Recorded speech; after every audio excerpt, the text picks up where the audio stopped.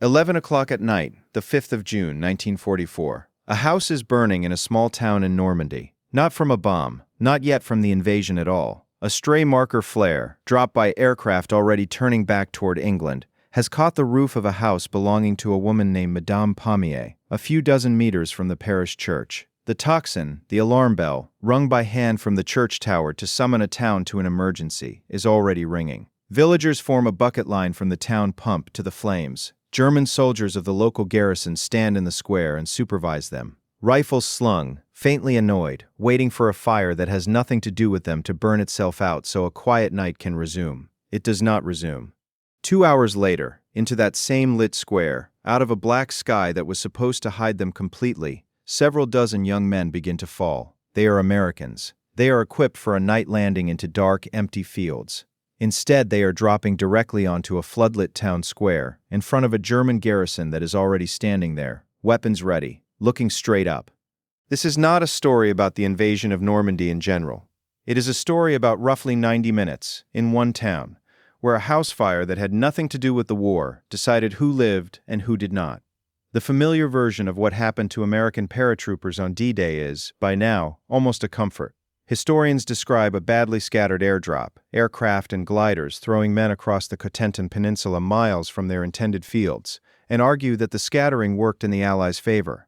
Small, disoriented groups of soldiers, cut off from their units, caused confusion behind German lines out of proportion to their numbers. It is a tidy story. Chaos, in this telling, was accidental camouflage. That story is not wrong. It is incomplete. For one specific stick of paratroopers, from one specific company, on one specific night, chaos is not what killed them. Precision did. 2 planeloads of Company F, 2nd Battalion, 505th Parachute Infantry Regiment, 82nd Airborne Division, were not scattered into some anonymous hedgerow. They were dropped, by error, directly over the one target in the entire Cotentin that a stray house fire had turned into the worst possible place in France to land. A lit, garrison town square named Sainte-Mère-Église. This is not a story about ordinary bad luck. Bad luck scatters men randomly across a landscape. What happened at Sainte-Mère-Église concentrated them, with unusual accuracy, onto the exact coordinates of a burning building and an armed German company standing guard around it. To understand why that happened, why the sky above one town square became, for a handful of minutes, the most exposed piece of ground in the entire invasion, you have to go back. Not hours, years. The 82nd Airborne Division was activated in August 1942, one of the first 2 airborne divisions the United States Army ever fielded. It had jumped into Sicily in July 1943 and into Italy that September, in operations plagued by their own chaos, misdropped sticks, friendly fire losses over the invasion fleet, officers landing alone in fields they could not identify on a map. By the time the division trained for Normandy, its planners understood, with a precision that had cost lives to earn, exactly how badly an airborne operation could go wrong in darkness. They planned the Normandy drop anyway, because there was no other way to seize the causeways behind Utah Beach before German reserves could reach the coast. Sainte-Mère-Église sat on the Route Nationale 13, the main road linking Cherbourg to Carentan, and, beyond that, toward Paris. Whoever held that crossroads controlled the fastest route by which German units garrisoned in the northern Cotentin could move south to counterattack the invasion beaches. It was, in the flat language of an operations order, an objective. In practical terms, it was a choke point that had to be seized in the dark, by men falling out of the sky, before dawn made the operation obvious to everyone watching. Ahead of the main airborne force, Pathfinder teams jumped first, roughly 30 minutes early, tasked with marking drop zones using lights and radio beacons so the aircraft following them could find their fields in total blackout. It was most likely one of these early passes, according to the account later published by the town's own mayor, that dropped the flare which set Madame Pommier's roof alight. Nobody intended it. It was not sabotage and it was not enemy fire. It was equipment doing exactly what it was designed to do, in exactly the wrong place. The Germans defending the town were not improvising either. The garrison on the square belonged to the 14th Company, 3rd Battalion, Grenadier Regiment 158, reinforced by artillerymen of the 4th Battery, Artillery Regiment 19-1, troops of the 91st Air Landing Infantry Division. That division had arrived in the Cotentin only weeks earlier, in May 1944, moved there specifically because German intelligence expected an airborne landing somewhere near this stretch of coast. In other words, The one German division in France best prepared, on paper, to react to paratroopers dropping into its own sector was the division now standing in the square that Sainte-Mère-Église's fire had lit up like a stage.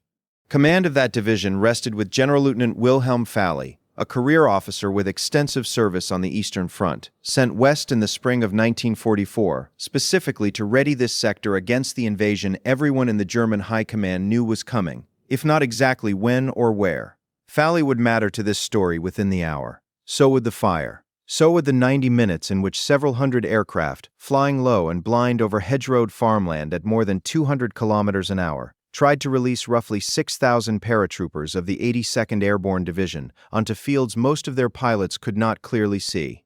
The operation was codenamed Mission Boston. Aircraft of IX Troop Carrier Command flew in serials of 9 planes each, in tight formations meant to hold together in the dark by following dim blue formation lights on the aircraft ahead.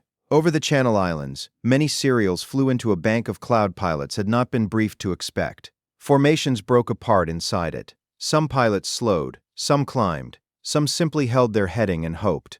When they came out the far side, seconds from their drop zones, more than a few had lost their bearings entirely and had lost, with them, any certainty about what lay directly beneath their aircraft. Drop Zone O, the intended landing area for the 505th Parachute Infantry Regiment, lay in open pasture roughly a mile west of the town center, chosen specifically because it was empty ground, away from buildings, away from roads, away from anywhere a German patrol would think to look first. 2 planeloads of Company F never reached it, whether from the cloud, from a navigator's error, or from pilots correcting toward the one landmark they could actually see through the blackout below them. A burning house. The historical record does not resolve definitively. What is certain is what happened next. 6 people anchor what happened next, and one of them was already dead before most of the others reached the ground.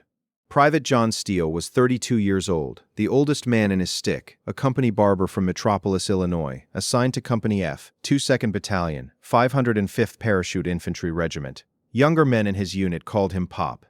He had no reason to expect that this particular jump, out of dozens in his training record, would be the one that outlived him. Private Kenneth Russell came down only meters away, his own canopy also catching on the church roof, close enough to watch Steele's parachute snag on a gargoyle near the base of the steeple. Russell managed, after several desperate minutes sawing at his risers with a knife, to cut himself free. Steele did not have that option. His canopy had caught higher, on the pinnacle itself, and every attempt to reach his equipment sent him swinging in plain view of the square below. Private John Ray landed hard inside the square itself, not on the church at all, and was hit almost immediately by German fire. Mortally wounded, unable to stand, Ray watched a German soldier raise a weapon toward the 2 men hanging helpless above the square, and used the last strength he had to draw his own pistol and fire first.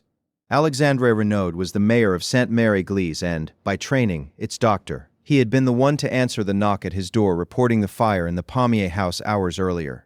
He would spend the rest of that night doing what a mayor and a doctor do simultaneously in a town that has become, without warning, a battlefield. Organizing the bucket line, then treating the wounded of both armies, then writing down, so that none of it would be forgotten, exactly what he saw. A mile to the west, Lieutenant Colonel Edward Krauss, commanding 3rd Battalion of the same regiment, had landed roughly on target and was gathering whatever men he could find in the dark, a fraction of his battalion's paper strength, scattered like every unit that night, but enough. Krauss carried, rolled inside his jacket, an American flag he had kept since the invasion of Sicily the previous summer. He intended, if the night went his way, to raise it. Not far from Krauss, Lieutenant Colonel Benjamin Vandervoort, commanding 2nd Battalion, had broken his ankle landing in an apple orchard. His battalion surgeon, Captain Lyle Putnam, examined it by flashlight and pronounced it plainly broken. Vandervoort had his boot laced back on as tightly as it would go, picked up a rifle to use as a crutch, and refused every suggestion that he be left behind. 0140. Aircraft carrying Company F, cross low over Sainte-Mère-Église. Green light, go. Men leap into a night sky lit from below by a burning roof. Private First Class Alfred van Holsbeck, 20 years old, and Sergeant Edward White descend directly into the flames of the Pommier house. There is no controlling a parachute in the final seconds of a jump, under fire in the dark. Both men die in the fire itself.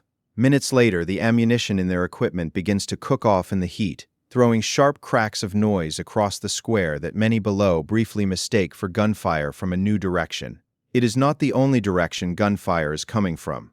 Roughly 36 men of Company F come down inside or immediately around the square, in full view of a German company that had, 90 minutes earlier, been supervising a bucket line and is now doing something entirely different. Some paratroopers are hit in the air before their boots ever touch French soil. Others land in trees, on rooftops, tangled in gutters and drain pipes, unable to reach a weapon before a German rifle finds them first. John Steele's canopy catches the church's steeple pinnacle. He hangs roughly 30 meters above the square, in full firelight, 1 foot torn by flak. He does the only thing left available to a man who cannot free himself, cannot fight, and cannot fall. He goes limp, lets his head drop, and waits to see whether the Germans below will believe he is already dead. They very nearly do not have the chance to decide. Because at almost the same moment, a few kilometers away near the hamlet of Berneville, General Wilhelm Falley, the officer whose entire division had been stationed in this sector to prevent exactly this kind of night, hears the drone of hundreds of aircraft engines overhead and turns his staff car around, racing back toward his own headquarters. He does not reach it. American paratroopers of the 82nd Airborne drop nowhere near their intended zone either, encounter his vehicle in the dark outside his own gate. Falley is killed within the invasion's opening hour, the first German general to die in Normandy, in a firefight that has nothing to do with orders, planning, or command decisions on either side. It is simply 2 accidents of geography colliding in the dark. His division fights on. It fights without him. In the square, John Ray lies dying from wounds sustained on landing, unable to stand, watching a German soldier take aim at Steele and Russell above him. Ray draws a pistol he should, by any reasonable accounting of his condition, no longer have the strength to raise. He fires once. The German soldier falls. Ray does not survive to see morning, but for 1 more minute at least, neither does anyone near him. Alexandre Renault, in the middle of all of it, keeps moving toward the wounded, American and German both, because a doctor in a town square at 1 in the morning does not get to choose whose blood he is stopping. Steele hangs above the wreckage of a fight he cannot join for what the record puts at somewhere between 45 minutes and 2 hours. Accounts differ, and neither side was keeping careful time that night. Eventually, 2 German soldiers cut his lines and take him down alive, a prisoner. He will not stay 1:02:03. West of town, on Drop Zone O, Krause's 3rd Battalion begins landing more accurately, spilling into the dark pasture the planners had chosen precisely because it was empty. Krause does not wait for stragglers to reassemble into anything resembling full strength. He starts moving east with what he has. 040. Krause's column, reinforced along the way by paratroopers who had scattered elsewhere in the night and were now converging on the sound of gunfire, reaches the outskirts of Sainte-Mère-Église. What follows is not a battle in any grand sense. It is house to house, doorway to doorway, in the gray hour before dawn, against a garrison that has already spent 2 hours fighting a fire and a sky full of enemies at once. By the after-action reckoning, roughly 30 Germans are taken prisoner, and 11 are killed before resistance in the town's center collapses. 04:30.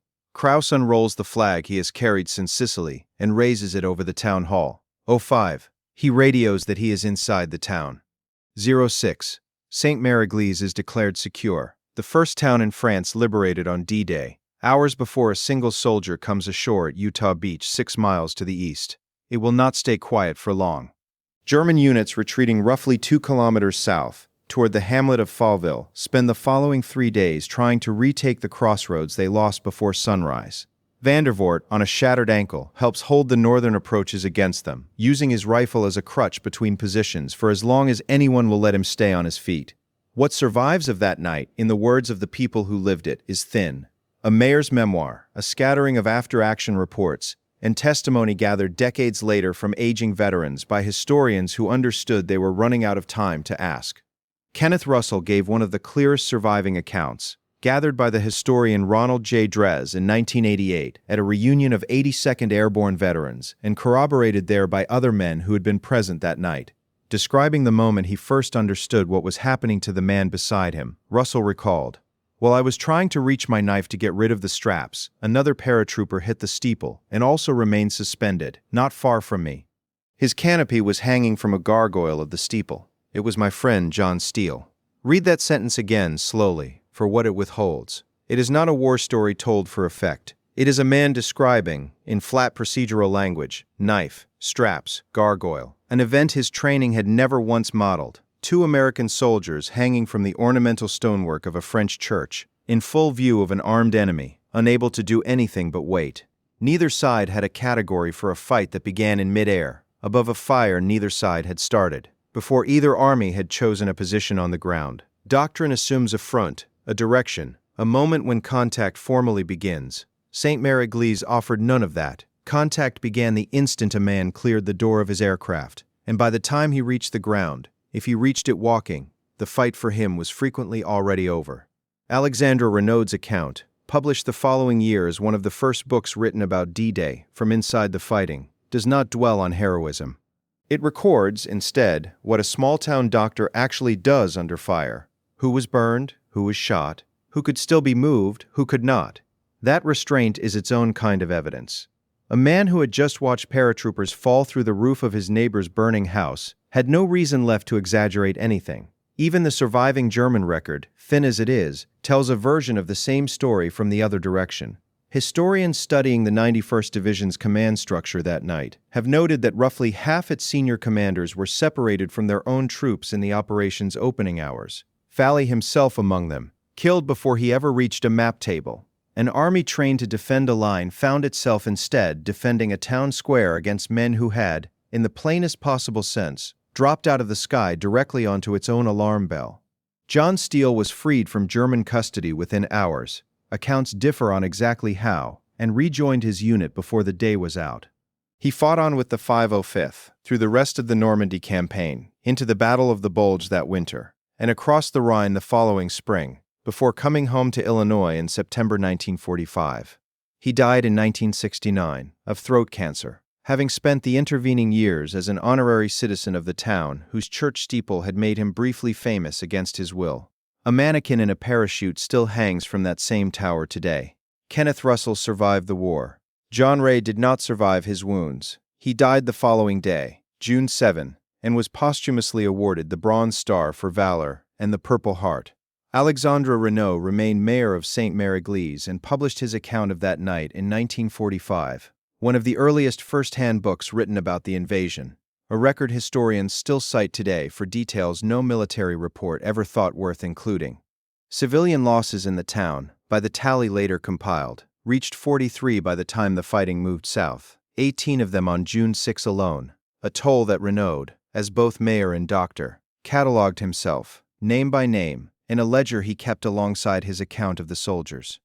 A stained-glass window in the church today depicts the Virgin Mary flanked by paratroopers, Steele among them, and every June the town holds a commemoration that few of its wartime residents, ducking gunfire in their own doorways that night, could have imagined watching. Steele himself was awarded the Bronze Star for Valor and the Purple Heart, decorations that record a single morning's suffering in language as flat and procedural as Kenneth Russell's own account of a knife and a set of straps. Edward Krauss continued to command through the rest of the campaign. The flag he raised over the town hall that morning, carried from Sicily to Normandy inside his own jacket, remains part of how the town remembers its own liberation. Benjamin Vandervoort fought on with his battalion for weeks on the broken ankle before it received proper treatment, and was later portrayed, ankle and all, in the film that eventually turned this single night into a household story. Wilhelm Falley was buried by his own army within days of his death, the first general officer either side lost in the Normandy campaign, killed in a firefight that began before either side he answered to had time to issue an order. Across the whole Normandy campaign that followed, the 82nd Airborne Division would lose 1,282 men killed, division-wide, a toll that dwarfs whatever was lost in one town square before dawn on the very first day, and that makes it tempting, in hindsight, to treat Sainte-Mère-Église as a footnote to everything that came after. It was not a footnote to the people standing in that square at 1:40 in the morning. This is not, in the end, a story about the invasion's success, or about the courage of any single man, though there was plenty of both on display before sunrise. It is a story about what light does to a plan built entirely around darkness. Every element of that night's airborne operation, the low approach, the blackout, the silent glide from release point to drop zone, assumed a hidden army, invisible until it was already on the ground and moving. A house fire, lit by accident hours before the first aircraft ever crossed the coast, undid that assumption for one town, for about 90 minutes, for a few dozen men who had trained for years to disappear into the dark and instead found themselves lit up like a stage. The toxin that summoned Sainte-Mère-Église to fight its fire hung in the same tower where an American soldier would later hang for the better part of an hour, pretending to be a dead man so that he might go on living. Both bells, in their way, were alarms nobody in the town had asked to ring. Somewhere above that square, for a little while, the war and an ordinary house fire became almost indistinguishable from each other, and nobody who survived that hour ever fully explained, even to themselves, which one they had actually been fighting.